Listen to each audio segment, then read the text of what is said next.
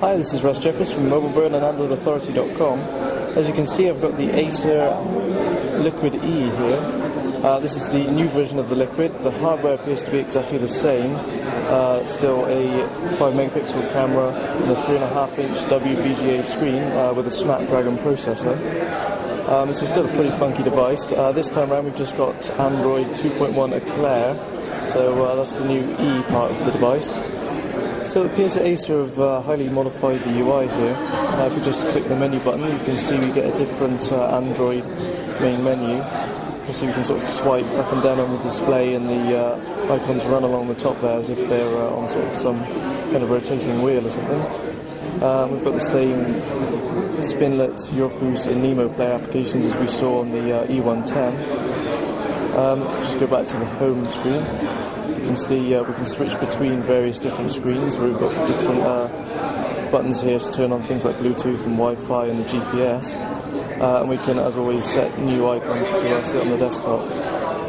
Again, we've got these user scrollable favourites here at the side, and then the same at the other side of the screen. At the other end here, we've got these different icons. You can view your photos, music and videos in this particular part of the screen, as you can see there.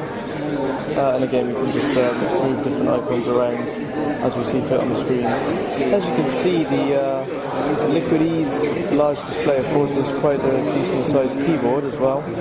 You just pop into it here, you can see we get a nice QWERTY keyboard. And we can flip that around then onto the side and get this larger landscape keyboard as well, just to make it easier to type. So we can just switch between that simply by tilting the phone over and back. So a neat feature of the Acer Liquid E is this panel along the top here. You can see it's a notification light flashing there for the battery because the device is charging. But there's also a few more lights next to that which aren't illuminated right now for missed messages and missed calls, so you can always keep track on any incoming events that might have occurred. There's also a 3.5mm headphone jack there, as you can see, and then we've got a power button on the left hand side for activating the screen and also turning the device on and off, a volume rocker on the right, and also a camera shutter button. On the bottom we've just got a mini USB port, not a micro USB unfortunately, but that's used for data and charging, and there's just a small microphone pinhole down there as well. And then on the rear we've got the autofocus 5 megapixel camera and a loudspeaker grill there. The bottom half of the cover here just slides off to give access to the battery.